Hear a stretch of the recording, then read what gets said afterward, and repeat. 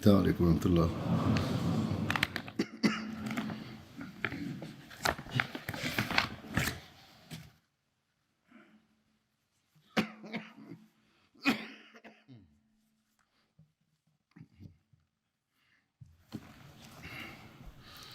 أشهد أن لا إله إلا الله وحده لا شريك له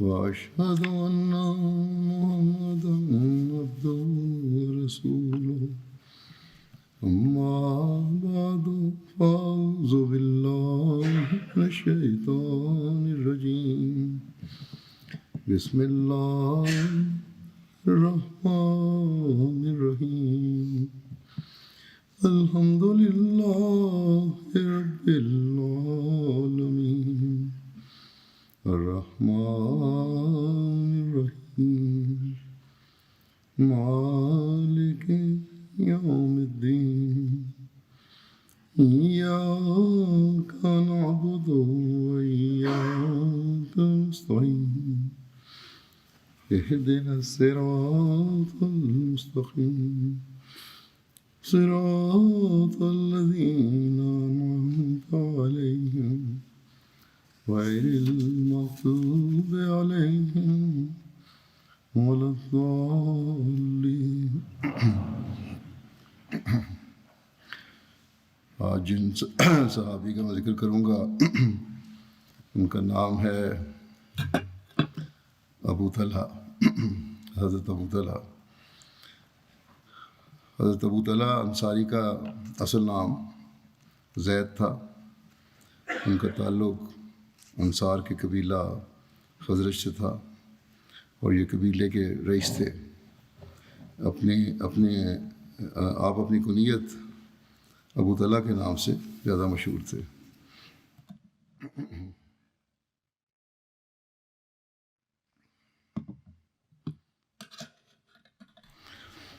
हज़रत अबू तलहा के वालिद का नाम सहल बिन असवद। Le compagnon que j'évoquerai aujourd'hui se nomme Abu Talha. Le nom d'origine d'Abu Talha Ansari était Zayd. Il appartenait à la tribu Khazraj des Ansar et il était un des chefs de tribu. Il était plus connu par son nom d'emprunt Abu Talha.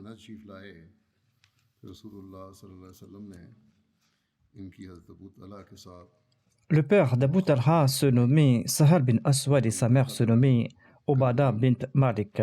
Abu Talha avait prêté allégeance sur les mains du saint prophète Mohammed soit lui lors de la deuxième bayra d'Aqaba. Il avait participé à la bataille de Badr et aux autres campagnes en compagnie du saint prophète Mohammed soit lui. Lorsque Abu Ubaïda bin al-Jarrah s'est établi à Médine, le saint prophète Mohammed soit lui a lié un lien de fraternité entre lui et Abu Talha. Abu Talha était de teint basané et il était de taille moyenne. Il ne s'était jamais teint les cheveux ou la barbe avec du henné, comme c'était la coutume à l'époque.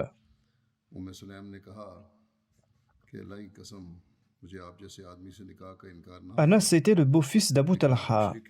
Anas était le fils de la femme d'Abu Talha, issu du premier mariage de la mère d'Abu Talha. La mère d'Anas se nommait Sulaym et son premier mari se nommait Malik bin Nazar. Et après son décès, Abu Talha s'est marié à Sulaym. Et de leur union sont nés Abdullah et Umayr. Anas relate qu'Abu Talha a demandé la main Sulaym en mariage.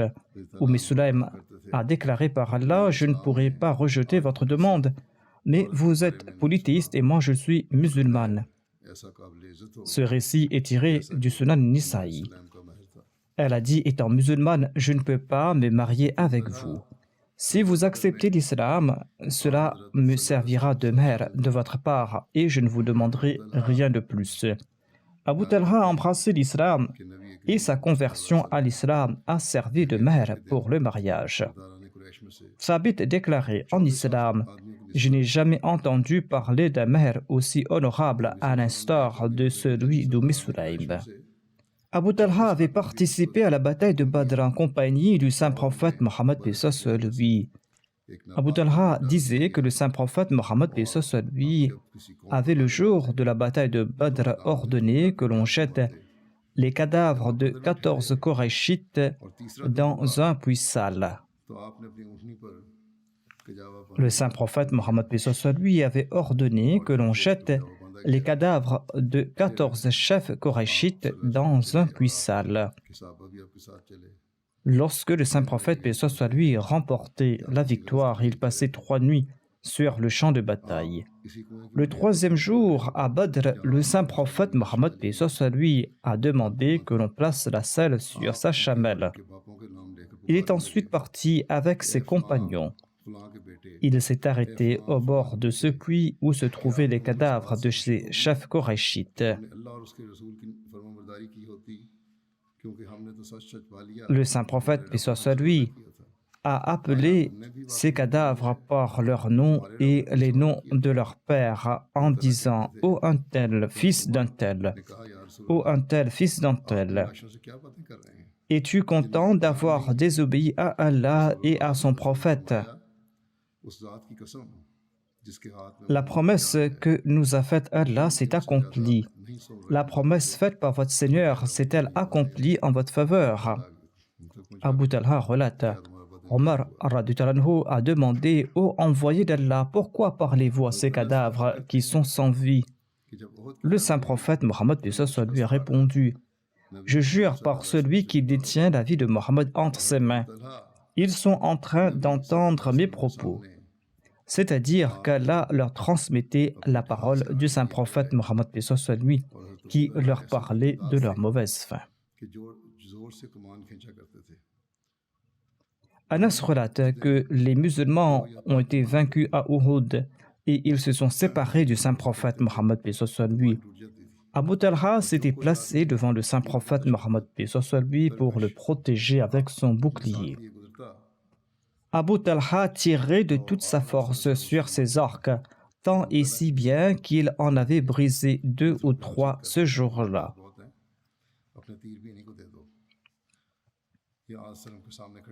C'est-à-dire, il tirait si fort sur ses arcs que ses arcs se brisaient.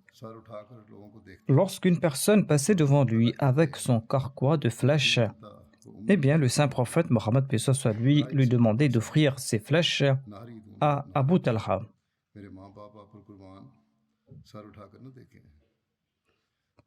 Il était devant le saint prophète Mohammed paix sur lui. Anas relate que quand le saint prophète Mohammed paix sur lui levait la tête pour regarder les autres, eh bien, Abu Talha lui disait que mes parents soient sacrifiés pour vous.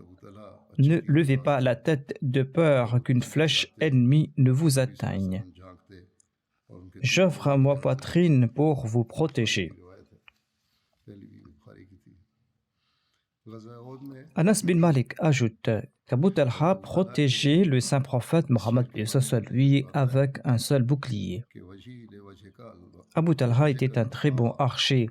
Lorsqu'il décochait ses flèches, le saint prophète Mohammed lui levait la tête pour voir s'il avait atteint sa cible. Ces 2 récits sont tirés d'Al-Bukhari. Lors de la bataille d'Uhud, Abu Talha récitait ces vers. Il disait « J'offre mon visage pour protéger le vôtre, ô envoyé d'Allah. Je sacrifie ma vie pour la vôtre, ô envoyé d'Allah. »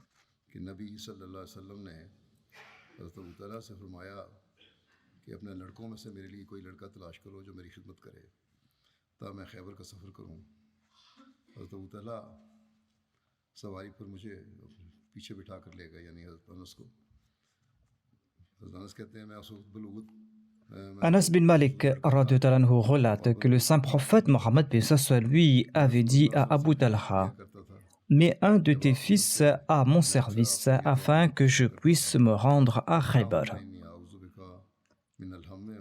Anas ajoute qu'Abu Talha l'a placé derrière lui sur sa monture.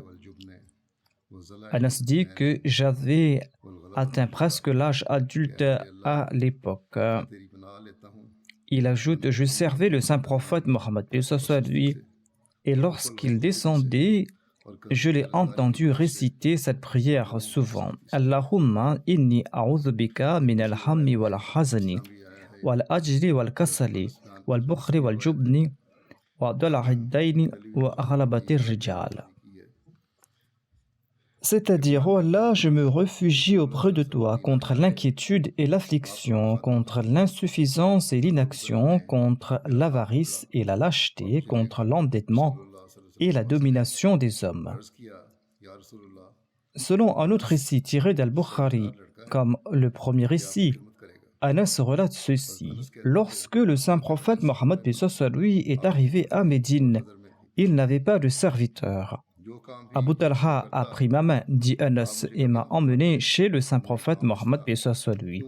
Et il a dit au prophète d'Allah, ô envoyé d'Allah, Anas est un garçon intelligent, il va vous servir.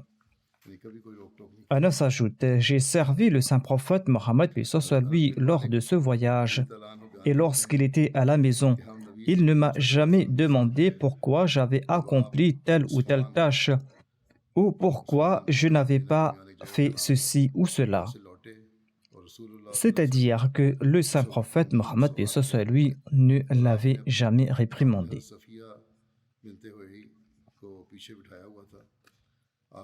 Anas bin Malik ajoute, nous étions en compagnie du saint prophète Mohammed lui lorsqu'il est retourné d'Ousfan, Ousfan qui est situé entre la Mecque et Médine. Le saint prophète, paix soit lui, était sur sa chamelle et il avait placé derrière lui Safiya bint Huy. La chamelle du saint prophète, paix soit lui, a trébuché et tous les deux sont tombés. Abu Talha a accouru auprès d'eux et il a demandé ô envoyé d'Allah que je sois sacrifié pour vous. Le saint prophète Mohammed, paix soit lui a dit va voir la dame en premier. Abu Talha a couvert son visage d'un tissu et il est parti vers Safiya et l'a recouvert du tissu, dans le respect des règles de la modestie islamique. Il a redressé leur monture et tous les deux sont montés dessus. Anas relate, nous avions entouré le saint prophète Mohammed paix soit lui, et lorsque nous sommes arrivés à Médine, il a prié en ces termes. Aïbouna ta'ibuna rabiduna li rabbina hamidun. Nous sommes retournés, nous nous repentons auprès de notre Seigneur, nous l'adorons et nous le louons. Il répétait ces paroles lorsqu'il entrait à Médine.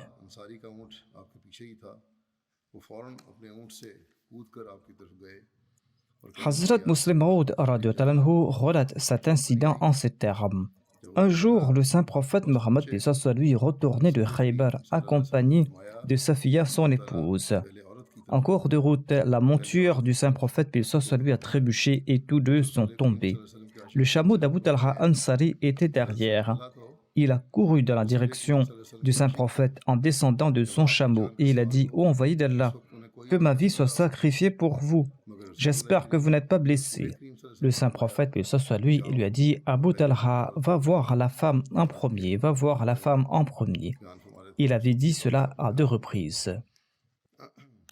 Abu Talha était un amoureux du saint prophète Mohammed lui, dit Hazrat Muslim Maud. Étant donné qu'il s'agissait de la vie du saint prophète Mohammed lui, il ne se souciait de personne d'autre, mais le saint prophète lui a dit d'aller s'occuper de la femme en premier. Hazrat Muslim Maud a relaté cet incident en évoquant les droits de la femme. Anas relate, le saint prophète lui a lancé l'assaut sur Khaybar. Nous avions accompli la prière du matin dans les alentours de Khaybar pendant qu'il faisait encore nuit. Le saint prophète lui est monté sur sa monture et Abu Talha en a fait de même. J'étais derrière Abu Talha. Le saint prophète lui a éperonné son cheval dans les ruelles de Khaybar. Et mon genou touchait presque sa cuisse en raison de notre proximité. En raison de la chaleur ou pour son confort, le saint prophète Mohammed lui avait relevé son pagne jusqu'à sa cuisse et je pouvais voir au-dessus du genou du saint prophète Mohammed paix soit lui. Quand il est entré dans le village, il a déclaré Allahu Akbar, Allah est le plus grand, Khaybar est vide. Lorsque nous assiégeons un peuple averti par le châtiment divin, eh bien, mauvais est leur matin.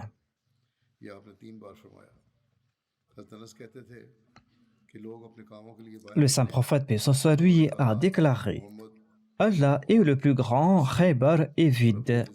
Lorsque nous assiégeons un peuple averti par le châtiment divin, eh bien, mauvais est leur matin. Le saint prophète Mohammed paix soit lui a répété cette phrase à 3 reprises.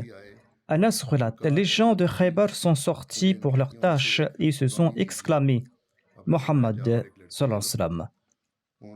Abdulaziz ajoute que certains de ses compagnons disaient Mohammed et son armée.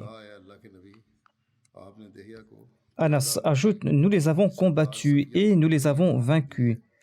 Nous avons réuni les prisonniers. Diha Kalbi est venu voir le saint prophète, paix soit lui, et lui a dit, envoyé d'Allah, offrez-moi une esclave parmi ces prisonniers. Le saint prophète lui a dit, va et prends une fille. Il a pris Safiya, la fille de Huy. Sur ce, un individu a dit au saint prophète Mohammed paix soit lui, ô envoyé d'Allah, vous avez offert Safiya, la fille du chef des Banu Nazir et des Banu Qurayza, à Diha. Or, c'est vous qui méritez Safiya. Sur ce, on a fait venir Safiya et il a dit à Diha, prends un autre de ses prisonniers. Anas relate que le saint prophète, paix soit lui, a libéré Safiya et s'est ensuite marié avec elle. Thabit a demandé à Anas quel était le maher qu'avait offert le saint prophète Mohammed paix soit lui à Safiya. Il a répondu qu'il l'avait libérée et il s'est marié avec elle. Sa liberté lui servait de maher. En cours de route, Sulaym a préparé Safiya pour le saint prophète Mohammed paix soit lui. Ensuite, ils se sont mariés. Le lendemain, le saint prophète Mohammed paix soit lui a déclaré apportez toute la nourriture que vous avez.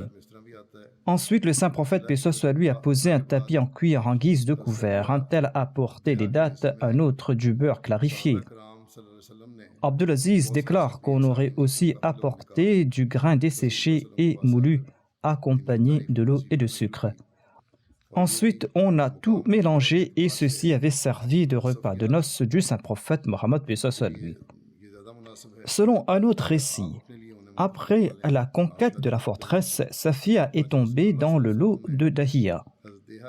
Nombre de compagnons ont informé le saint prophète Mohammed paix soit lui à propos du statut de Safiya, en ajoutant qu'il serait plus approprié que le saint prophète paix soit lui la prenne en épouse.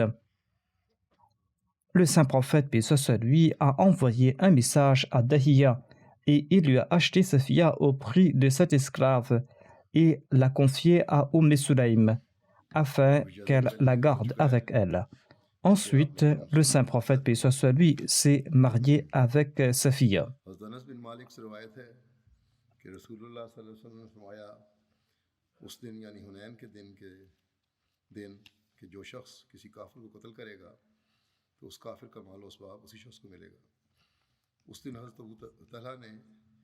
Comme je l'avais dit donc, par la suite, le saint prophète paix soit lui s'est marié avec Safiya. Anas bin Malik relate que le saint prophète paix soit lui avait déclaré le jour de la bataille de Hunayn que celui qui tuera un mécréant aura droit à toutes ses possessions. Ce jour-là, Abu Talha a tué 20 mécréants et il a pris leurs biens. Abu Talha avait vu un poignard entre les mains Sulaym et il lui en a demandé la raison. Elle a répondu, par Allah, si un mécréant s'approche de moi, je l'éventrerai avec ce poignard. Abu Talha a relaté cela au saint prophète Mohammed paix soit lui. Ce récit est tiré du recueil d'Abu Daoud.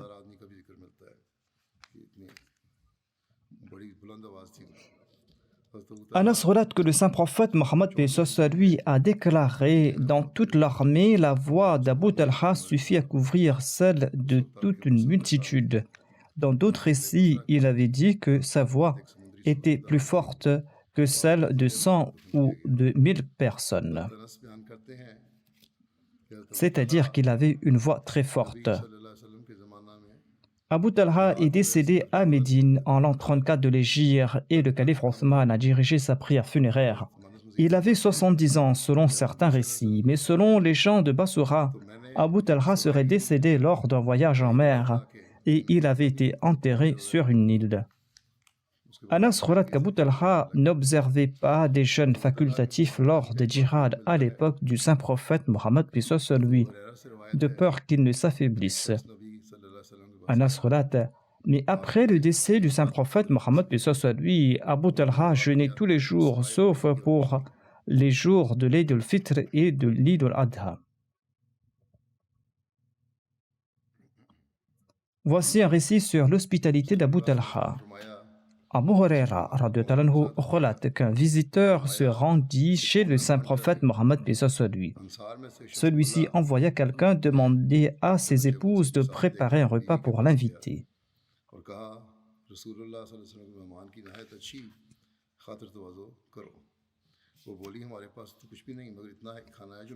Les épouses du saint prophète Mohammed paix soit sur lui répondirent qu'il n'y avait rien à manger à la maison sauf de l'eau. Le saint prophète paix soit sur lui a demandé à ses compagnons: qui d'entre vous accueillera chez lui cet invité? Un Ansari a répondu: moi. Il emmena l'invité chez lui et dit à sa femme: prépare un bon repas pour l'invité du saint prophète paix soit sur lui. Sa femme répondit: nous n'avons rien à lui offrir. Le peu de repas suffira à peine à nourrir mes enfants. Le mari lui dit: prépare le repas et allume la lampe, et quand les enfants demanderont à manger, eh bien, endors-les. Ainsi donc, la femme a préparé le repas, a allumé la lampe et elle fit dormir ses enfants. Ensuite, elle se leva et éteignit la lampe en feignant de l'ajuster. Et tous deux, ils ont fait semblant de manger avec l'invité, mais ils ne mangeaient rien durant toute la nuit. Lorsque l'Ansari se rendit auprès du saint prophète paix soit sur lui le matin, il lui dit: la nuit, Allah en a ri, c'est-à-dire votre action l'a beaucoup plu. Et Allah a révélé ce verset: وَيُؤْثِرُونَ عَلَى أَنفُسِهِمْ وَلَوْ كَانَ بِهِمْ خَصَاصَةٌ وَمَنْ يُوقَ شُحَّ نَفْسِهِ فَأُولَٰئِكَ هُمُ الْمُفْلِحُونَ. Et ils donnent préférence aux autres sur eux-mêmes, bien qu'ils soient eux-mêmes dans l'indigence. Et quiconque est débarrassé de la convoitise de sa propre âme, ce sont ceux-là qui prospéreront. Anas relate que lorsque le saint prophète Mohammed paix soit sur lui s'était fait couper ses cheveux, eh bien, Abu Talha était le premier à en prendre. Anas ajoute qu'un jour, Abu Talha a dit à Sulaym: la voix du saint prophète Mohammed paix soit sur lui semble très faible. Je pense qu'il a faim. As-tu quelque chose pour lui offrir? Sulaym a répondu: oui, et elle a apporté un peu de pain d'orge. Anas relate: elle a sorti un voile et a emballé le pain dans un de ses coins. Et elle a placé le pain dans ma main et m'a entouré le corps avec une partie du voile et m'a envoyé chez le saint prophète Mohammed paix soit sur lui. Je suis parti à la mosquée où se trouvait le saint prophète Mohammed paix soit sur lui avec d'autres personnes.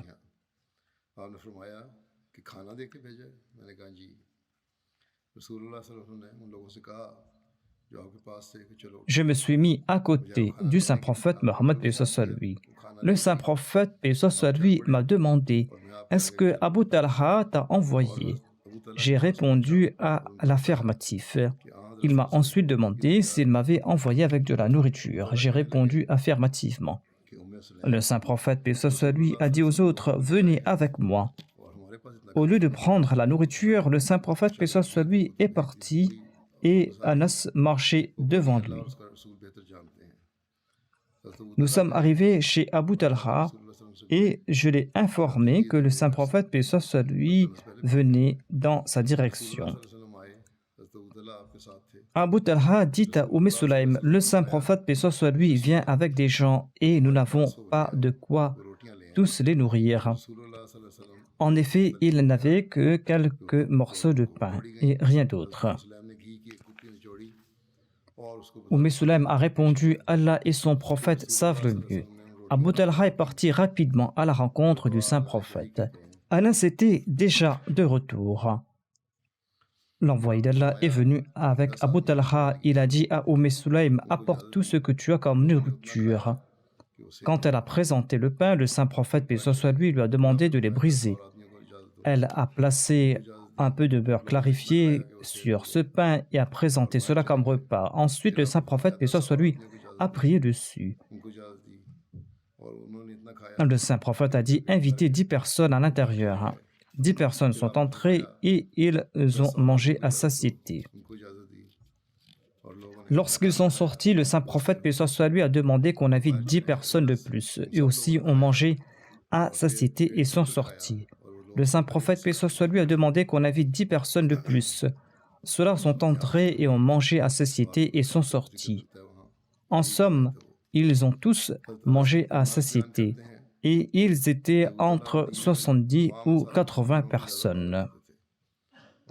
Ce récit concernait donc les bénédictions des prières du saint prophète Mohammed sallallahu alayhi wa sallam.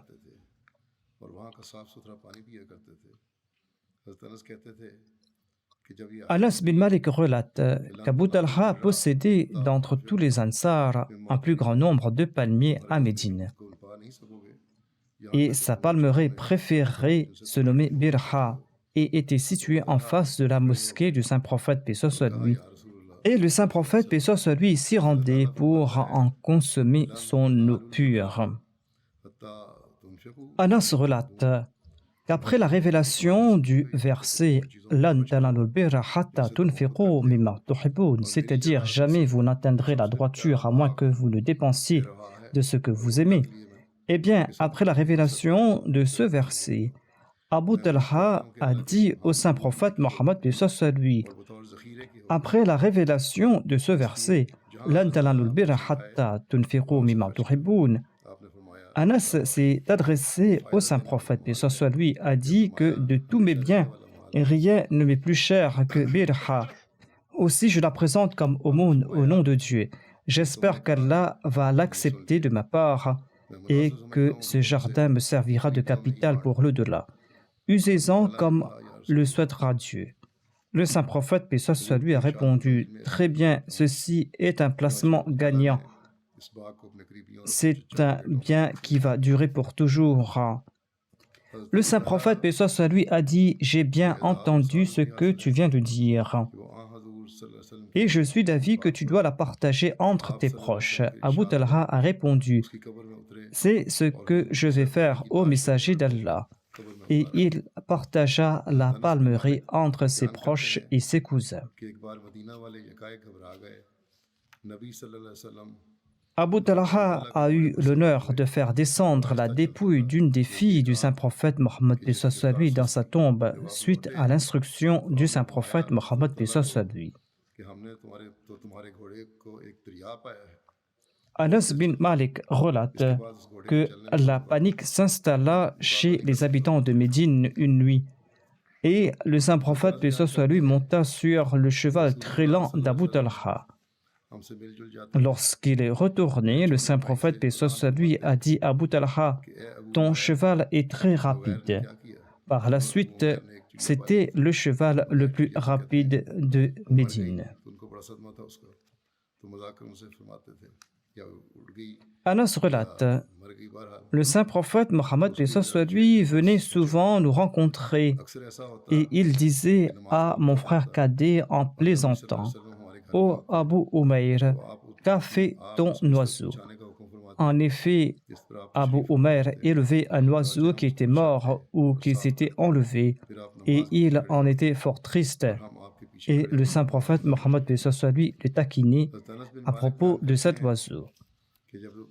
Anas relate souvent, le saint prophète paix soit lui se trouvait chez nous à l'heure de la prière. Il nous demandait de redresser le lit sur lequel il se reposait et nous le nettoyions, et le saint prophète, paix soit lui, se tenait debout pour la prière, et nous placions derrière lui pour prier. Abdullah bin Abu Talha était le demi-frère d'Anas du côté de sa mère. Abdullah bin Abu Talha était donc le fils d'Abu Talha. Anas relate: j'ai présenté Abdullah au saint prophète Mohammed, paix soit lui, le saint prophète qui portait son manteau et qui enduisait son chameau de goudron. Il m'a demandé: as-tu des dates? J'ai répondu à l'affirmatif et je lui ai offert quelques dates qu'il a placées dans la bouche. Le saint prophète, paix soit lui, les a très bien mâchées. Ensuite, le saint prophète, paix soit lui, a placé ces dates dans la bouche de l'enfant qui les a sucées. Sur ce, le saint prophète, paix soit lui, a déclaré: il aime les dates des Ansar. Et il a nommé cet enfant Abdullah. Anas bin Malik relate: le fils d'Abu Talha était malade et il est décédé quand son père était à l'extérieur de Médine. Quand il est retourné, il a demandé à sa femme comment se portait l'enfant. Sulaym, sa femme, a répondu: il est plus tranquille qu'auparavant. Ensuite, il lui a présenté le dîner. Et quand la nuit a traversé, elle a informé son mari que l'enfant était mort et qu'il devait partir l'enterrer. Le matin, Abu Talha en a informé le saint prophète, paix soit lui. Le saint prophète, paix soit lui, a prié pour qu'Allah lui accorde des enfants.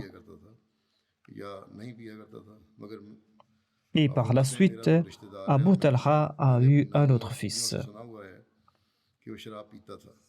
Hazrat Muslim Maud a commenté sur ce récit en ces termes: offrir sa vie n'est pas un grand sacrifice de la part d'un croyant. Les gens font des débats sur le poète Ghalib pour tenter de savoir s'il consommait de l'alcool ou pas. Hazrat Muslim Maud déclare: il m'est apparenté et j'ai entendu de mes grands-mères maternelles et de mes tantes qu'il consommait de l'alcool. Mais ce poète qui consommait du vin a composé ces vers: certes, j'ai offert ma vie, mais je lui ai appartenu déjà. En vérité, je n'ai rien accompli. C'est-à-dire, offrir notre vie dans la voie d'Allah n'est pas grand-chose, étant donné que cette vie lui appartient déjà. Si une personne offre sa vie en obéissance à Dieu, ce ne sera pas là un grand sacrifice de sa part, car elle lui appartient déjà. Retourner à son propriétaire le bien qui lui appartient n'est pas un grand sacrifice. On trouve mention du récit d'une femme nommée Sulaym dans les hadiths. Le saint prophète avait envoyé son mari Abu Talha pour quelques services en faveur de l'islam. Son enfant était malade et Abu Talha était tout naturellement inquiet. L'enfant est décédé en son absence. La mère a couvert son enfant. Elle a pris son bain, elle s'est parfumée et s'est présentée pour accueillir son mari courageusement. Dès qu'il est entré, le compagnon a demandé à propos de l'enfant. La femme a répondu qu'il était en paix. Le mari a mangé, il s'est allongé et il a eu des relations avec sa femme. Après leur union, la femme lui a demandé s'il pouvait lui poser une question. Son mari a répondu qu'elle pouvait le faire. Elle a demandé: si quelqu'un a confié un de ses biens à une tierce personne et qui lui demande de le restituer après quelque temps, doit-il lui restituer ou pas? Le mari a répondu: quel sot ne retournera pas les biens d'un autre? La femme a dit: il sera peut-être triste de lui restituer ses biens. Le mari a commenté: pourquoi sera-t-il triste? Cela ne lui appartenait même pas de toute manière. S'il retourne au propriétaire ses biens, pourquoi en sera-t-il triste? La femme a dit: en ce cas, sache que notre enfant nous a été confié par Dieu et celui-ci l'a repris. Tel était le courage que possédaient ces femmes d'alors. Offrir sa vie n'est pas pour un croyant un grand sacrifice. Selon le hadith cité plus haut, le saint prophète Mohammed lui a prié pour Abu Talha et il a eu un fils quelque temps après. Allah l'a tellement béni par la suite que selon un Ansari, Abu Talha avait 9 fils qui étaient tous des Qari. Asim Ahwal relate ceci. J'ai vu un bol appartenant au saint prophète Mohammed lui chez Anas. Il y avait des fissures et Anas l'avait recollé avec de l'argent. Il s'agissait d'un bol très large et fabriqué avec du bois de bonne qualité. Anas relate qu'il avait souvent offert de l'eau au saint prophète lui dans ce bol. Selon Ibn Asiri, ce bol avait été réparé avec du fil de fer. Anas souhaitait le réparer avec de l'or ou de l'argent, mais Abu Talha lui a demandé de le laisser tel quel qu'il était à l'époque du saint prophète Mohammed lui. Et Anas a changé d'avis. Anas relate, j'étais en train de servir du vin de date à Abu Talha Ansari, à Abu Ubaida bin al-Jarrah et à Ubay bin Ka'b, quand quelqu'un a annoncé que l'alcool était désormais interdit en islam. En l'entendant cela, Abu Talha m'a dit, « Ô Anas, brise ces genres de vin. » Ainsi, je les ai brisés par le bas à coups de pierre. Anas bin Malik relate, quand le saint prophète Mohammed est décédé, il y avait à Médine une personne qui creusait des tombes comprenant une cavité supplémentaire et une autre personne qui creusait des tombes toutes simples. Les compagnons ont dit, nous allons faire la prière istikhara et nous allons appeler les deux et nous prendrons le service de celui qui viendra en premier. Ainsi, ils ont invité ces deux personnes. Celui qui creusait des tombes comprenant une cavité supplémentaire est venu en premier et les compagnons ont préparé pour le saint prophète une tombe de ce style. Alama ibn Asini relate qu'Abu Talha était celui qui creusait des tombes avec une cavité et Abu Ubaida bin al-Jarrah creusait des tombes toutes simples. Ceci clôt les récits sur Abu Talha. Je vais maintenant faire brièvement mention d'un défunt dont je vais diriger la prière funéraire après la prière de Jumma. Il s'agit de Babou Mohamed Latif Amritsari, fils de Mian Nour Mohamed, compagnon du Messie premier d'Islam. Il est décédé le 26 janvier 2020 à Rabwa à l'âge de 90 ans. Inna lillahi wa inna ilayhi raji'un. Par la grâce d'Allah, le défunt était Moussi. Il était le frère cadet du célèbre missionnaire de la communauté missionnaire nommé Maulana Mohamed Siddiq Amritsari. Le père de Babou Latif, Mian Nour Mohamed Saheb, était un compagnon du Messie premier d'Islam. Il emmena Babou Latif, son fils, auprès du deuxième calife alors qu'il était très jeune. Et il présenta son fils au calife afin de le dédier au service de l'islam. Le deuxième calife lui a dit, « Tu as deux fils, le premier a d'ores et déjà dédié sa vie et il est en train de servir en tant que missionnaire. Et celui-ci travaillera également toute sa vie comme une personne dédiée. » Ainsi, le défunt a servi toute sa vie comme une personne qui était dédiée. Après avoir travaillé pendant 4 ans et demi comme employé des chemins de fer, il s'est proposé pour servir la communauté à partir d'octobre 52. Il a été affecté à la Nazarat Baitul Mal. Ensuite, en 54, il a été affecté au bureau du quotidien Al-Fazl. En 1961, il a commencé à servir dans le bureau du secrétaire privé. Il a servi dans le bureau du secrétaire privé durant les 3 dernières années de la période du deuxième califat et pendant toute la période du troisième califat.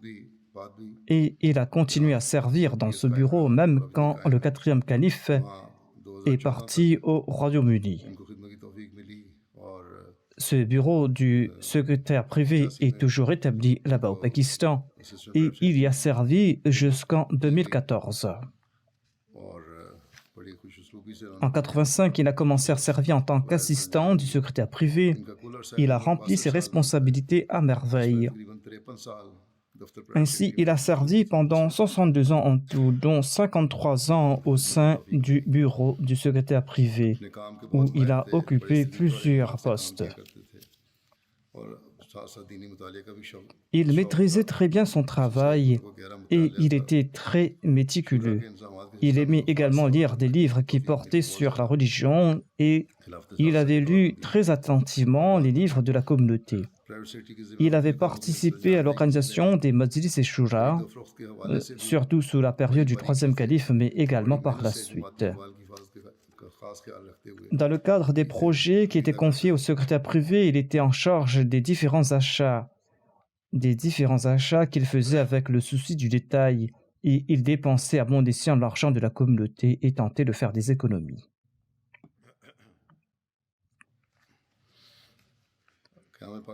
Après la création de l'État du Pakistan, il a servi à Qadian pour défendre le siège à Qadian. Il y a résidé pendant quelque temps. Le défunt avait 5 filles et un fils. Peu de temps avant son décès, une de ses filles est décédée. Sa fille était l'épouse de Zarif Ahmad Kamara et elle était aussi la mère d'un de nos missionnaires.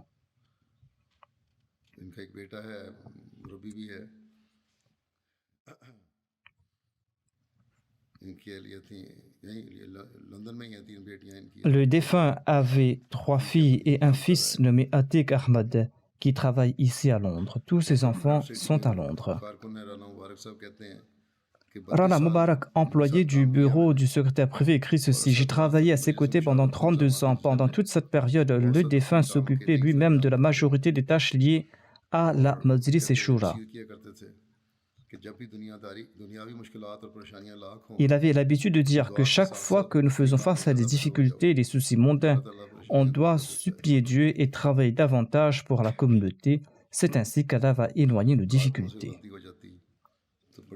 Lorsque ses collègues commettaient une erreur, il les corrigeait très gentiment. Ses anciens collègues ont également écrit qu'il travaillait beaucoup, qu'il leur prodiguait des conseils. Il avait une très grande maîtrise des règles de l'Anjuman.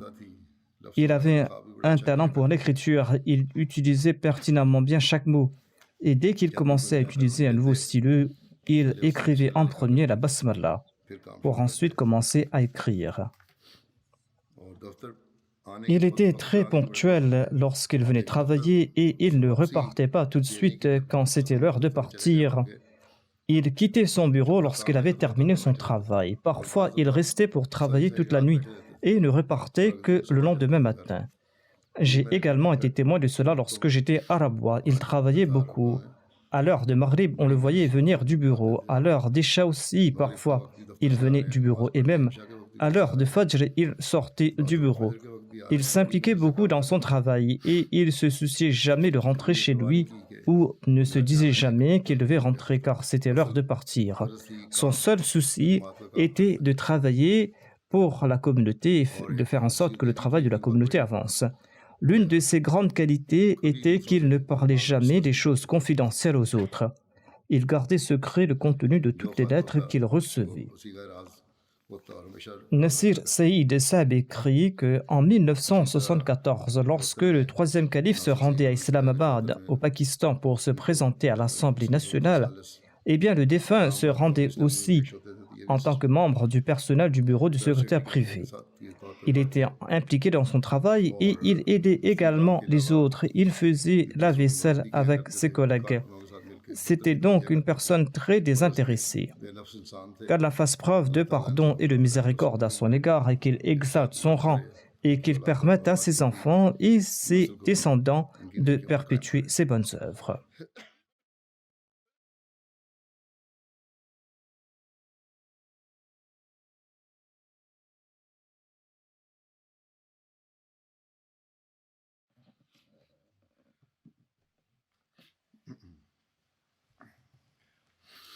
Alhamdulillah, alhamdulillah, nahmaduhu wa nasta'inuhu wa nastaghfiruhu wa nu'minu bihi wa natawakkalu alayhi wa na'udhu billahi min shururi anfusina ومن سيئات أعمالنا من يهده الله فلا مضل له ومن يضلل فلا هادي له